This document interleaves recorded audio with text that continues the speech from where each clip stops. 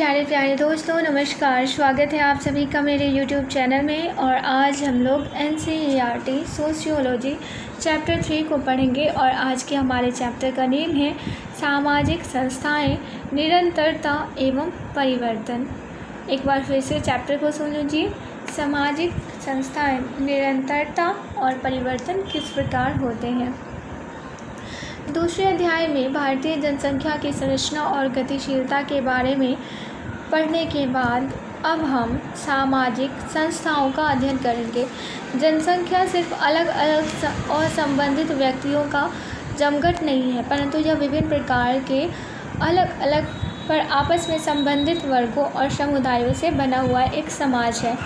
यह समुदाय सामाजिक संस्थाओं और संबंधों के द्वारा बने हुए हैं और संचालित है। इस अध्याय में हम भारतीय समाज की 3 प्रमुख संस्थाओं को विस्तार से पढ़ेंगे। नामतः जाति, जनजाति एवं परिवार। जाति एवं जाति व्यवस्था। किसी भारतीय नागरिक की तरह आप भी जानते होंगे कि जाति एक प्राचीन संस्था है जो कि हजारों वर्षों से भारतीय इतिहास एवं संस्कृति का एक हिस्सा है। परंतु 21वीं सदी में रहने वाले किसी भी भारतवासी की तरह आप यह भी जानते होंगे कि जाति केवल हमारे अतीत का ही नहीं बल्कि हमारे आज का भी एक अभिन्न अंग है। यह 2 जातियाँ, एक जो भारत के अतीत का हिस्सा मानी जाती है और दूसरी जो कि भारत के वर्तमान का हिस्सा, कहाँ तक समान है। इस खंड में हम इस प्रश्न का उत्तर देने का प्रयास करेंगे। अतीत में जाति। जाति भारतीय उपमहाद्वीप से जुड़ी अनूठी संस्था है। हालांकि विश्व के अन्य भागों में भी समान प्रभाव उत्पन्न करने वाली सामाजिक व्यवस्थाएं पाई जाती है, परंतु जाति व्यवस्था अपने आप में अपवाद ही है। हालांकि यह हिंदू समाज की संस्थात्मक विशेषता है, पर इसका प्रचलन भारतीय उपमहाद्वीप के अन्य धार्मिक समुदायों में भी फैला हुआ है, खासकर मुसलमानों, ईसाइयों और सिखों में। माना जाता है कि अंग्रेजों के शब्द कास्ट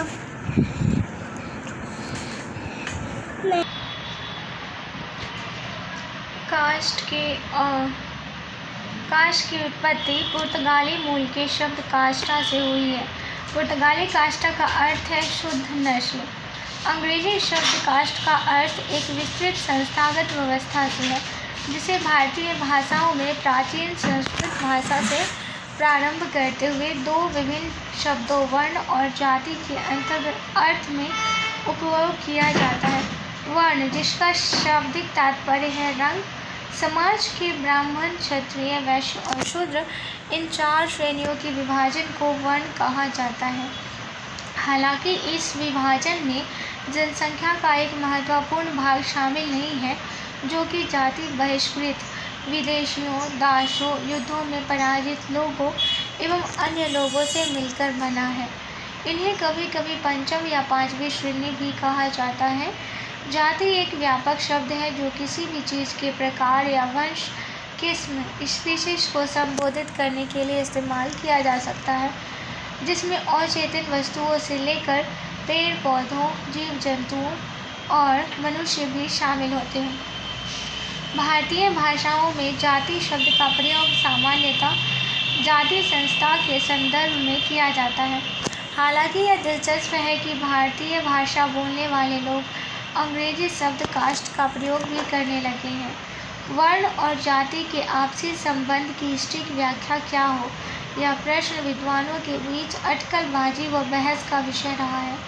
सबसे सामान्य व्याख्या यह है कि वर्ण को एक अखिल भारतीय सामूहिक वर्गीकरण के रूप में समझा जा सकता है, वहीं जाति को क्षेत्रीय या स्थानीय उपवर्गीकरण के रूप में समझा जा सकता है, जिसमें सैकड़ों या यहाँ तक कि हजारों जातियों एवं उपजातियों से बनी अत्यधिक जटिल व्यवस्था शामिल होती है। इसका अर्थ यह हुआ कि जहाँ 4 वर्णों का वर्गीकरण पूरे भारत में समान है, वहीं जाति अधिक्रम के वर्गीकरण क्षेत्रीय है, जो एक क्षेत्र से दूसरे क्षेत्र में बदलते रहते हैं। अयनकाली 1863 से 1914, इनके जीवन को देख लेते हैं। अयनकाली का जन्म केरल में हुआ। आप निम्न जातियों एवं दलितों के नेता थे।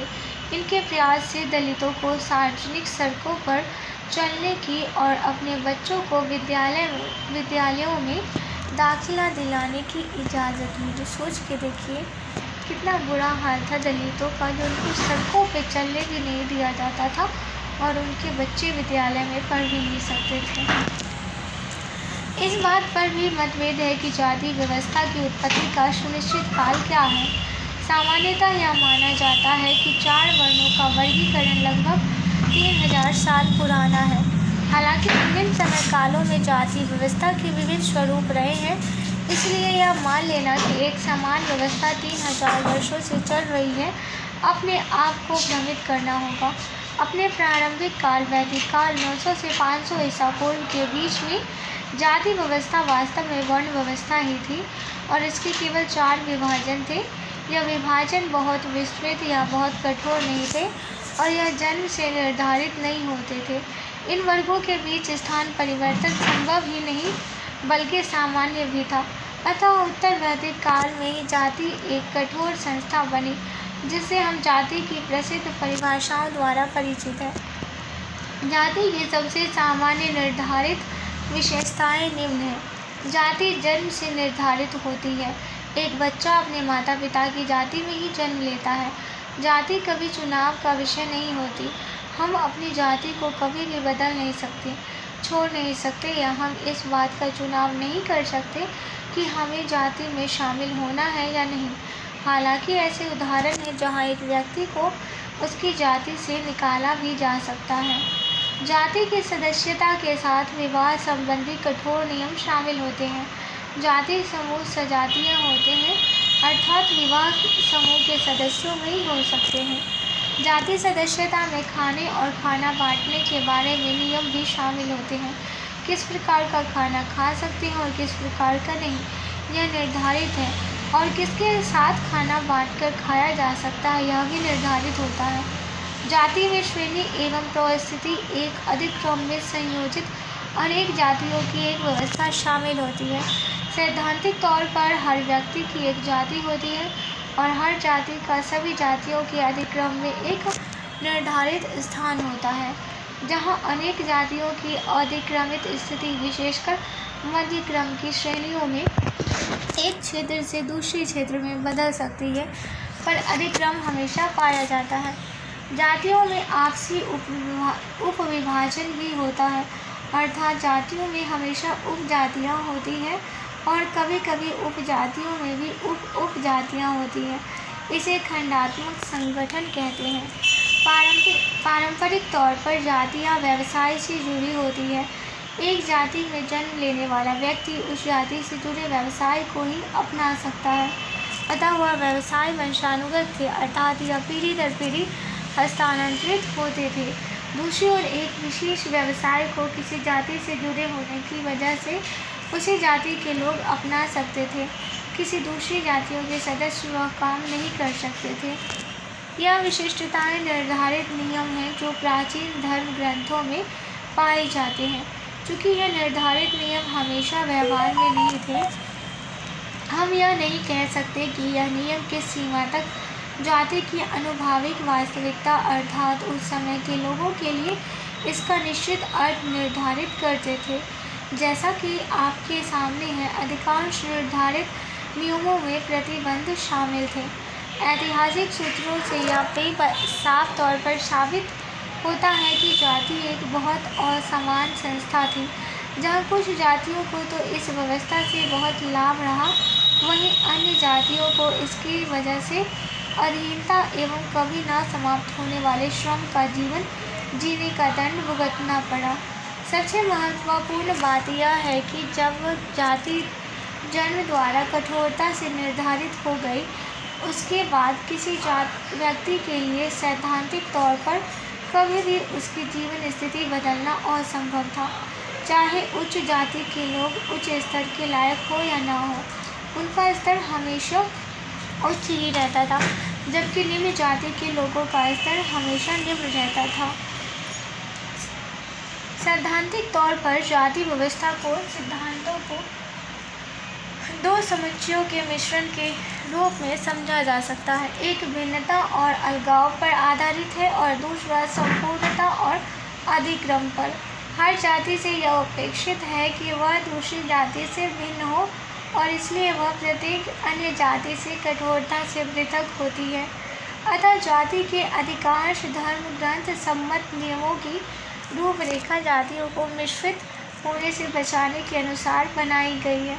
इन नियमों में शादी, खान पान एवं सामाजिक अंतःक्रिया से लेकर व्यवसाय तक के नियम शामिल हैं।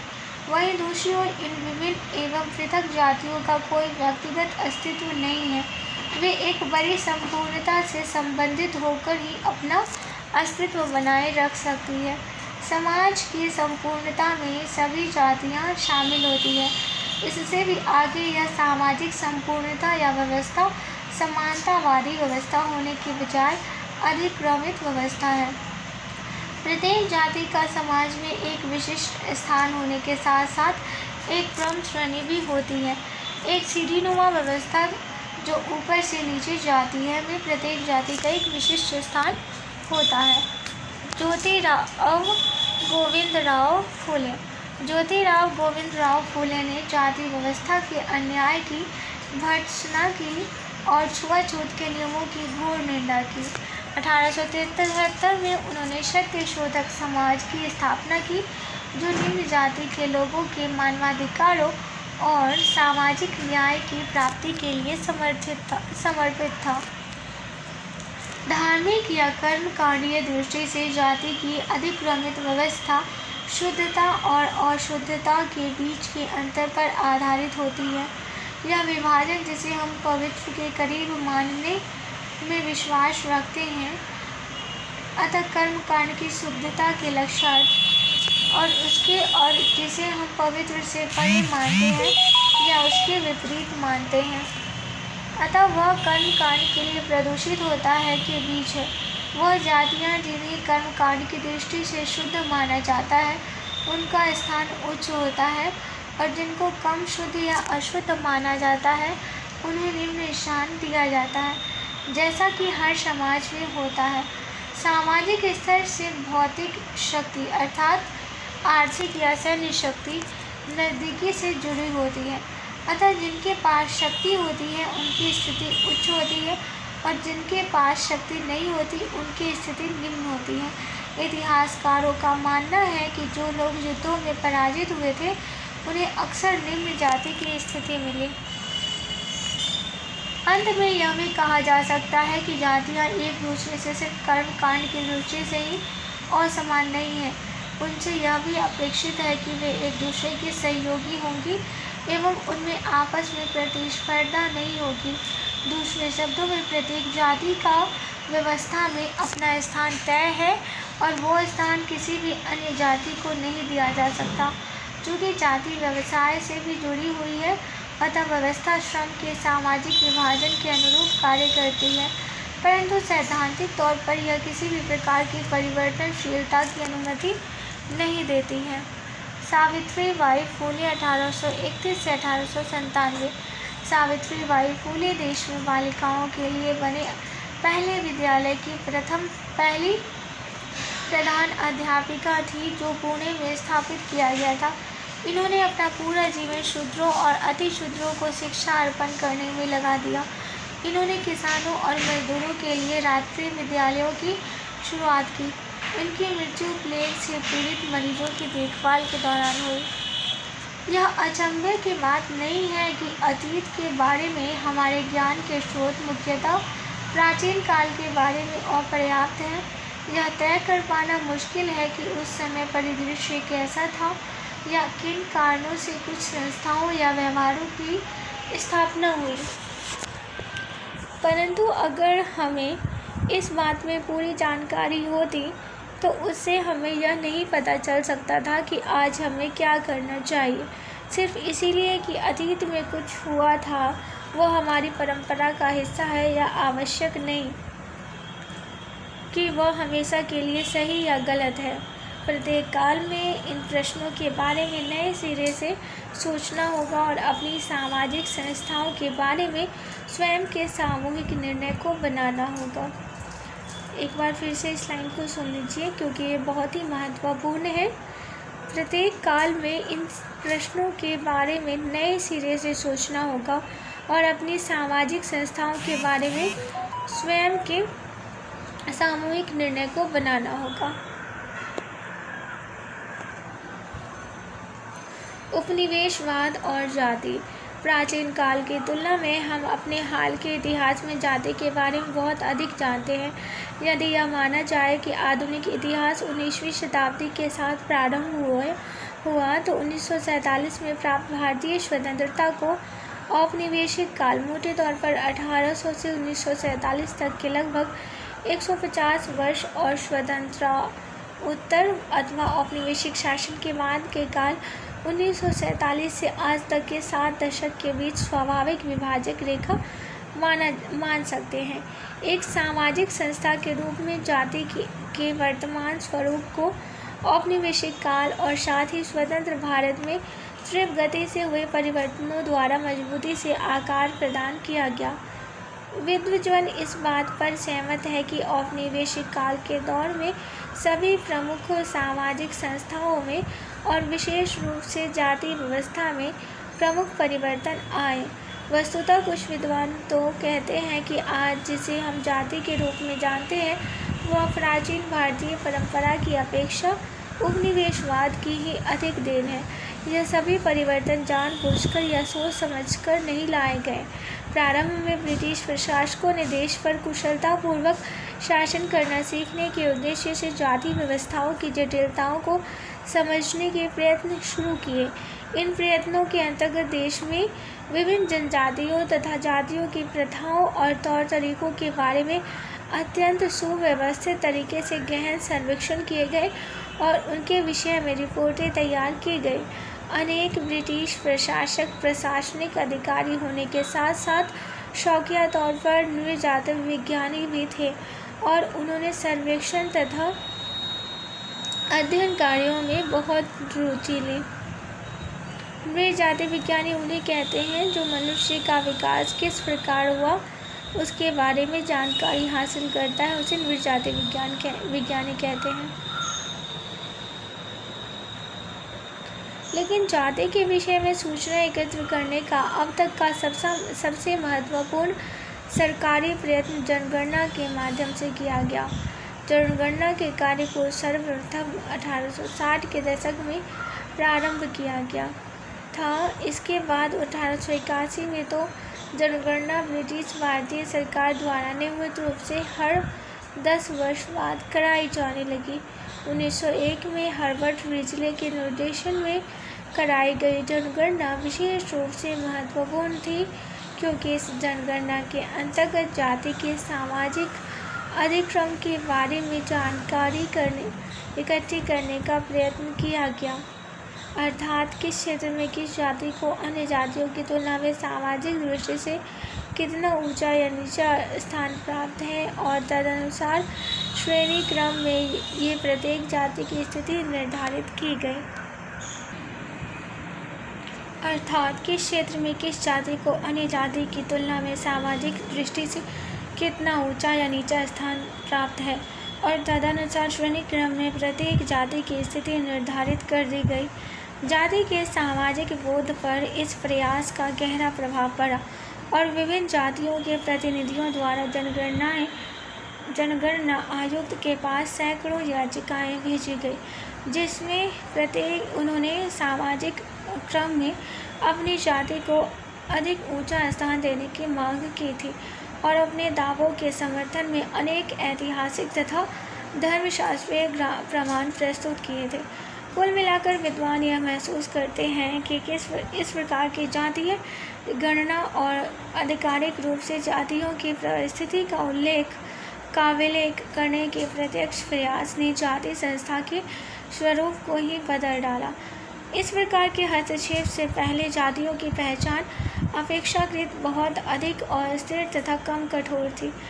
जब एक बार उनकी गणना प्रारंभ हो गई और उसके अभिलिखित किया जाने लगा तो फिर जाति का एक नया जीवन प्रारंभ हो गया। पेरियार ई. स्वामी रामास्वामी नायकर एक बुद्धिजीवी और दक्षिण भारत में निम्न जाति आंदोलन के नेता के रूप में जाने जाते हैं।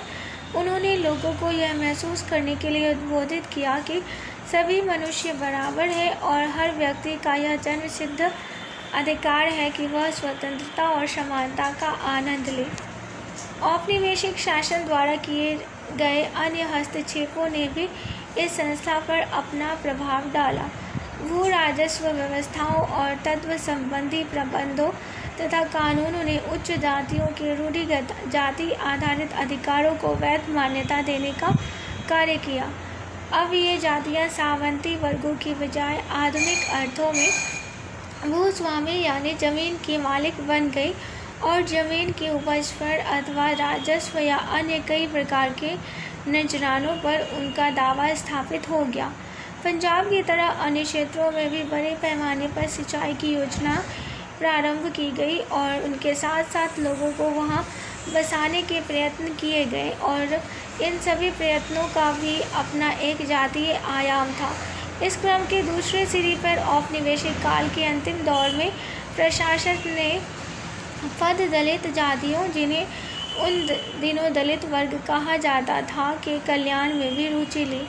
इन प्रयत्नों के अंतर्गत ही 1935 का भारत सरकार अधिनियम पारित किया गया, जिसने राज्य द्वारा विशेष व्यवहार के लिए निर्धारित जातियों तथा जनजातियों की सूचियों या अनुसूचियों को वैध मान्यता प्रदान कर दी। इस प्रकार अनुसूचित जनजातियां और अनुसूचित जातियां शब्द अस्तित्व में आए। जातीय अधिक्रम में जो जातियां सबसे नीचे थी, जिनके साथ हम सबसे अधिक भेदभाव बढ़ता जाता था और जिनमें सभी तथाकथित अस्पृश्य यानी अछूत जातियां शामिल थीं, उन्हें अनुसूचित जातियों की श्रेणी में शामिल किया गया। आप आगे सामाजिक अपवर्जन विषयक 5वें अध्याय में अस्पृश्यता और उसके विरुद्ध संघर्ष के बारे में और अधिक पढ़ेंगे। इस प्रकार उपनिवेशवाद ने जाति संस्था में अनेक प्रमुख परिवर्तन किए। शायद यह कहना अधिक समीचीन होगा कि औपनिवेशिक काल में जाति संस्था में अनेक आधारभूत परिवर्तन आए। उस काल में पूंजीवाद और आधुनिकता के प्रसार के कारण भारत में ही नहीं बल्कि विश्व भर में तेजी से बदलाव आ रहा था। श्री नारायण गुरु, जाति का समकालीन रूप।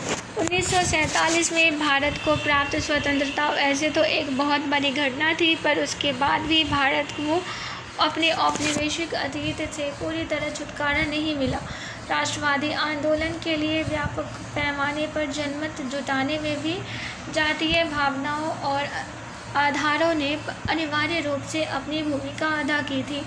दलित वर्गों और विशेष रूप से अस्पृश्य समझे जाने वाली जातियों को संगठित करने के प्रयत्न राष्ट्रवादी आंदोलनों के प्रारंभ होने से पहले ही 19वीं शताब्दी के उत्तरार्ध में प्रारंभ हो चुके थे। जातीय अधिक्रम के दोनों सिरों से उच्च कही जाने वाली जातियों के प्रगतिशील सुधारकों और नीचे समझी जाने वाली जातियों के सदस्यों जैसे पश्चिमी भारत में महात्मा ज्योतिबा फुले और बाबा साहेब अम्बेडकर और दक्षिण भारत में अकाली श्री नारायण गुरु, योतिदास और पेरियार E.V. रामास्वामी नायकर दोनों ने ही इस दिशा में पहल की। महात्मा गांधी और बाबा साहेब अम्बेडकर दोनों ने ही 1920 के दशक से अस्पृश्यता छुआछूत के विरुद्ध अपने विरोधांदोलन शुरू कर दिए थे। अस्पृश्यता विरोधी कार्यक्रमों को कांग्रेस की कार्यसूची में महत्वपूर्ण स्थान दिया गया और जब स्वतंत्रता क्षितिज पर दृष्टिगोचर होने लगी, तब यह राष्ट्रवादी आंदोलन के संपूर्ण परिदृश्य में मोटे तौर पर यह सहमति हो गई कि जातीय विभिन्नताओं का उन्मूलन कर दिया जाए।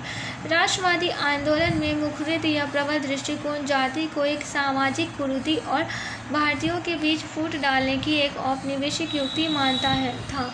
लेकिन राष्ट्रवादी नेतागण, जिनमें महात्मा गांधी प्रमुख थे, सबसे नीचे समझी जाने वाली जातियों के उत्थान के लिए अस्पृश्यता तथा अन्य जातीय प्रतिबंधों के उन्मूलन के पक्ष में समर्थन जुटाने के लिए प्रयत्नशील रहे और साथ ही भूस्वामी उच्च जातियों को यह आश्वासन देने में भी सफल रहे कि उनके हितों का भी ध्यान रखा जाएगा।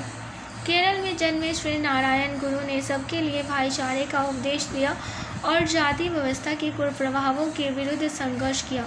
उन्होंने एक शांतिपूर्ण लेकिन सार्थक सामाजिक क्रांति का नेतृत्व किया और सबके लिए एक जाति, एक धर्म, एक ईश्वर का नारा दिया। 1856 से 1988 तक इनका कार्यकाल था। स्वतंत्रता भारतीय राज्य को ये अंतर्विरोध विरासत में मिले जो बाद में प्रतिबिंबित होते रहे। एक ओर तो राज्य जाति प्रथा के उन्मूलन के लिए प्रतिबद्ध था और भारत के संविधान में भी स्पष्ट रूप से इसका उल्लेख किया गया। दूसरी ओर राज्य उन आमूलचूल सुधारों को लाने में असमर्थ एवं अनिच्छुक था जो जातीय असमानता के लिए आर्थिक आधार को दुर्बल बना देते। एक अन्य स्तर पर भी राज्य ने यह माना कि यदि वह जाति प्रथा की ओर आंखें बंद करके काम करेगा तो उससे स्वतः ही जाति आधारित विशेषाधिकार कमजोर पड़ जाएंगे और अंततोगत्वा इस संस्था का उन्मूलन हो जाएगा। उदाहरण के लिए सरकारी पदों पर नियुक्तियों के मामले में जाति का कोई ध्यान नहीं रखा जाता था और इस प्रकार अच्छी तरह से शिक्षित उच्च जातियों और अल्प शिक्षित अथवा अक्सर निरक्षर निम्न जातियों को समान आधार पर प्रतियोगिता करनी पड़ती थी। इसका एकमात्र अपवाद यही था कि स्वतंत्रता प्राप्ति के ठीक बाद के कुछ दशकों तक राज्य ने इस तथ्यों पर समुचित कार्रवाई करने के लिए पर्याप्त प्रयत्न नहीं किए कि उच्च जातियां तथा निम्न समझी जाने वाली जातियां आर्थिक तथा शैक्षिक दृष्टि से कतई समान नहीं है। राज्य के विकास संबंधी कार्यकलाप और निजी उद्योग की समृद्धि ने भी आर्थिक परिवर्तन, मित्रवता और गहनता लाकर अप्रत्यक्ष रूप से जाति संस्था को प्रभावित किया। आधुनिक उद्योग ने सभी प्रकार के नए रोजगार के अवसर तैयार किए जिनके लिए कोई जातीय नियम नहीं थे। नगरीकरण और शहरों में सामूहिक रहन सहन की परिस्थितियों ने सामाजिक अंतःक्रिया के जाति पृथक्कृत स्वरूपों का अधिक समय तक चलना मुश्किल कर दिया। एक अन्य स्तर पर आधुनिक शिक्षा प्राप्त भारतीय व्यक्तिवाद और योग्यता तंत्र अर्थात योग्यता को महत्व देने के उदार विचारों से आकर्षित हुए और उन्होंने अधिक अतिवादी जातीय व्यवहारों को छोड़ना प्रारंभ कर दिया। दूसरी ओर यह भी उल्लेखनीय था कि जाति व्यवस्था कितनी लचीली साबित हुई। औद्योगिक नौकरियों में भर्ती, चाहे वह भर्ती मुंबई की कपड़ा मिलों में हो या कोलकाता की जूट मिलों में अथवा कहीं अन्यत्र हो, जाति और नातेदारी के आधार पर होती रही। बिचौलिया जो कारखानों या मिलों के लिए मजदूर भर्ती करता था अपनी जाति या क्षेत्र के उम्मीदवारों में से मजदूर चुनता था, जिससे उन विभागों या कारखानों में अक्सर एक खास जाति के मजदूरों का ही बोलबाला रहता था। अछूतों के प्रति खूब भेदभाव बरता जाता था और शहरों में भी इस तरह के पूर्वाग्रह का अभाव नहीं था, हालांकि यह गाँव की तुलना में कम था। यह कोई आश्चर्यजनक बात नहीं है कि जाति सांस्कृतिक और घरेलू क्षेत्रों में ही सबसे सुदृढ़ सिद्ध हुई। अंतर्विवाह यानी अपनी जाति के भीतर विवाह करने की परिपाटी आधुनिकीकरण और परिवर्तन के बड़े तौर पर अप्रभावित रही। आज भी अधिकांश विवाह जाति की परिसीमाओं के भीतर ही होते हैं। हालांकि अंतर्जातीय विवाह अब पहले की तुलना में अधिक हो रहे हैं, किंतु कुछ परिसीमाएं अधिक लचीली हो गई है अथवा उनमें कुछ दरारें पड़ गई है, परंतु समान सामाजिक आर्थिक परिस्थिति के जाति के समूहों के बीच के विभाजन को बनाए रखने की अब भी बराबर कोशिश की जाती है। उदाहरण के लिए उच्च जातियों जैसे ब्राह्मण, बनिया, राजपूत के भीतर अंतर्जातीय विवाह संभवतः पहले से कहीं अधिक हो रहे हैं, पर उच्च जाति और पिछड़ी या अन्य या अनुसूचित जाति के व्यक्तियों के बीच विवाह आज भी न के बराबर हो रहे हैं। भोजन को मिल बांटकर खाने के नियमों के मामले में भी स्थिति लगभग ऐसी ही है। संभवतः परिवर्तन का सबसे घटनापूर्ण एवं महत्वपूर्ण क्षेत्र राजनीति का क्षेत्र रहा है। स्वतंत्र भारत में अपने प्रारंभ से ही लोकतांत्रिक राजनीति गहनता से जाति आधारित रही है। हालांकि इसके आधार पर कार्य करना जटिल से जटिलतर होता गया है और इसके भविष्य के बारे में कुछ कहना बहुत कठिन है। फिर भी इस बात से इनकार नहीं किया जा सकता कि जाति चुनाव राजनीति का केंद्र बिंदु बनी हुई है। 1980 के दशक से तो हमने स्पष्ट रूप से जाति आधारित राजनीतिक दलों को भी उभरते देखा है। प्रारंभिक सामान्य चुनावों में ऐसा प्रतीत हुआ कि जातीय भाईचारे की भूमिका चुनाव जीतने में निर्णायक रही थी, परंतु उसके बाद ही स्थिति अत्यंत जटिल हो गई, क्योंकि भिन्न भिन्न दलों ने जातीय आधार पर मत प्राप्त करने की संभावना का हिसाब लगाने में एक दूसरे से होड़ शुरू कर दी। परिवर्तन की इन प्रक्रियाओं को आजमाने और समझने के लिए समाजशास्त्रियों एवं सामाजिक मानव विज्ञान ने कई ने कई नई नई संकल्पनाएं गढ़ी। शायद उन कल्पनाओं में सबसे अधिक प्रचलित संकल्पनाएं सांस्कृतिकरण और प्रबल जाति की है। ये दोनों संकल्पनाएं M.N. श्रीनिवास की देन है, लेकिन इन पर अन्य विद्वानों द्वारा गहनता से चर्चा और आलोचना की गई है।